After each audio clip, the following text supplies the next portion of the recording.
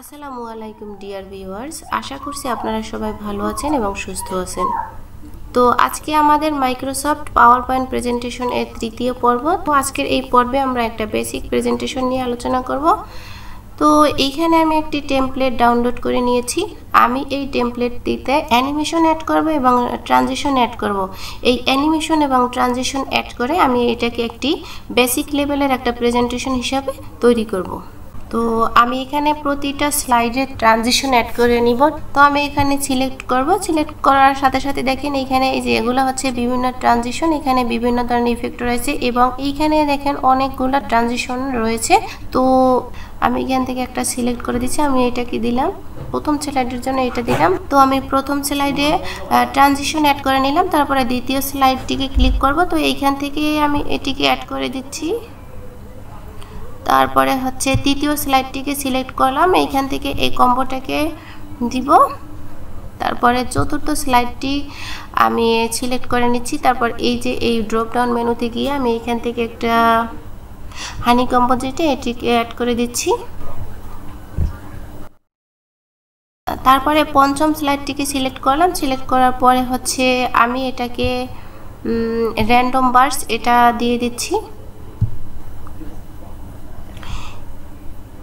এরকমভাবে একটা একটা স্লাইডকে আমি আলাদা আলাদা ট্রানজিশন দিয়ে নিব।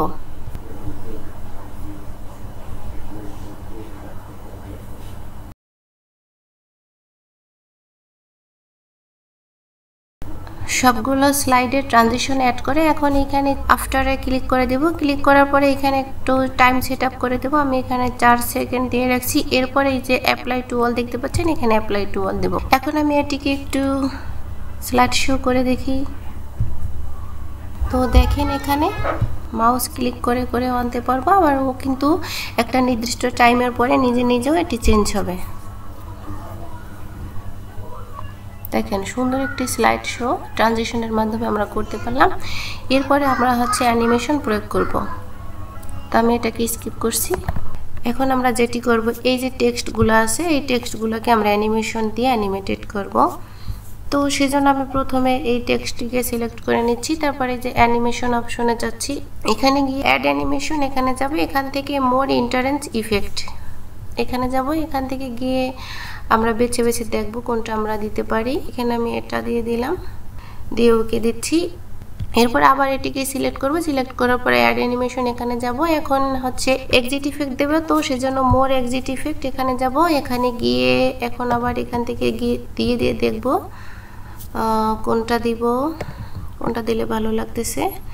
এখানে আমি স্পাইরাল আউট এটা দিয়ে দিচ্ছি এবং ওকে করে দিচ্ছি।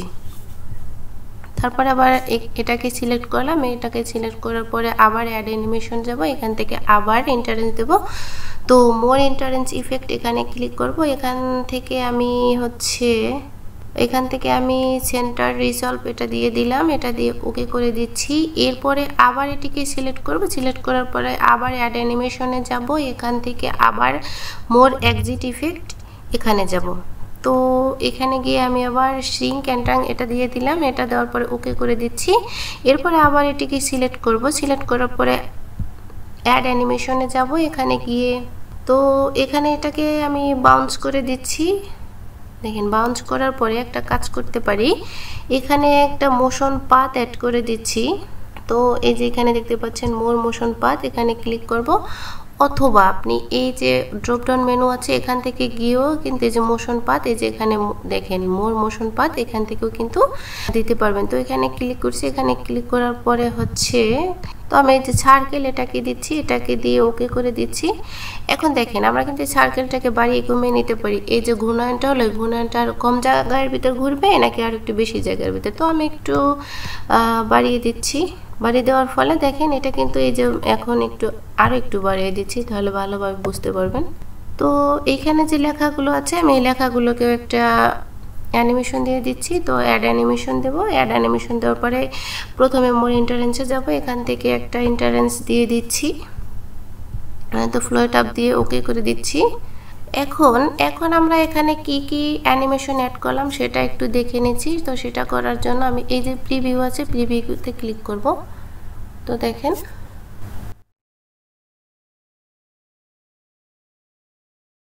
এরপরে আবার দ্বিতীয় স্লাইডে চলে যাব।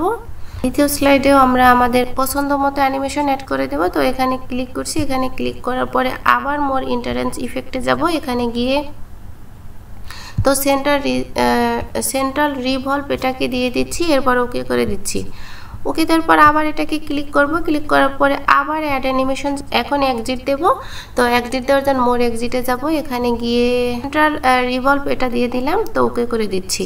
এরপর আবার এটিকে সিলেক্ট করে দেব, এটিকে সিলেক্ট করে ধরে দেখেন এই যে ফ্লাই ইন ফ্লাই আউট এগুলো আছে। তো আমি এখান থেকে ফ্লাই ইন দিচ্ছি। ইন দেওয়ার পর এটা দেখেন এই যে ইফেক্ট আছে, আমি কিন্তু চাইলে এখান থেকে ইফেক্ট অ্যাড করে এটা কোন দিক থেকে আসবে সেটা কিন্তু এখান থেকে বলে দিতে পারি। তো আমি এখানে ফ্রম টপ রাইট এটা করে দিলাম। দেখেন এখানে হচ্ছে আমরা যখনই ক্লিক করছি তখন কিন্তু এগুলো সব কিছু অ্যাপিয়ার হচ্ছে। তো অ্যাপিয়ার হলে আমরা কিন্তু এগুলো অ্যাড করতে পারবো। এভাবে আমরা প্রতিটা স্লাইডে গিয়ে অ্যানিমেশন অ্যাড করে নিব। তো এখন আমরা লাস্ট স্লাইডে চলে এসেছি। তো এটাকে আমি অ্যানিমেশন করে নিচ্ছি। তো এটা প্রথমে ইন্টারেন্স ইফেক্ট দেব, তো সেই জন্য এখানে চলে আসলাম। এখানে চলে আসার পরে এখন আমি এটাকে বুমেরাং দিলাম এবং ওকে করে দিচ্ছি। আবার এটাকে সিলেক্ট করব, সিলেক্ট করার পরে আবার অ্যাড অ্যানিমেশনে যাব। এখান থেকে আমার মোর এক্সিট ইফেক্ট দিয়ে দেব। তো সেই জন্য এখানে ক্লিক করছি, এখানে ক্লিক করার পরে একটু নিচে আসছি। তো আবার এখানে বুমেরাং দিয়ে দিচ্ছি, তো ওকে করে দেব। তো এখন আমাদের সবগুলা স্লাইডে এবং টেক্সট ইমেজে হচ্ছে অ্যানিমেশন প্রয়োগ করা হয়েছে। আমরা এখন এটাকে স্লাইড ভিউ করব। তো সেজন্য এই যে স্লাইড শো দিয়ে যে ফ্রম বিগিনিং করে দিচ্ছি।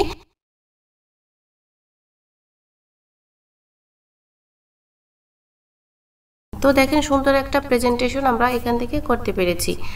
তো এভাবে কিন্তু আমরা চাইলে পাওয়ার পয়েন্ট প্রেজেন্টেশনের মাধ্যমে সুন্দর সুন্দর ইফেক্ট প্রয়োগ করে, সুন্দর সুন্দর অ্যানিমেশন প্রয়োগ করে আমরা কিন্তু প্রেজেন্টেশন তৈরি করতে পারি। তো এটা শুধু আপনাদের দেখানোর জন্য একটা প্রজেক্ট ছিল। অনেকগুলো টেক্সট বা ইমেজে কিন্তু আমি অ্যানিমেশন প্রয়োগ করি নাই, কারণ এটা শুধু আপনাদের দেখানোর উদ্দেশ্যে যে আমরা কিভাবে একটি প্রজেক্ট তৈরি করতে পারি, সেই উদ্দেশ্যে এই প্রজেক্টটি করা। তো আপনারা বেশি বেশি প্র্যাকটিস করবেন। প্র্যাকটিস করলে আপনারা ইনশাল্লাহ অবশ্যই এর থেকে অনেক ভালো ভালো প্রেজেন্টেশন তৈরি করতে পারবেন। এটা ছিল আমাদের বেসিক প্রেজেন্টেশন তৈরি।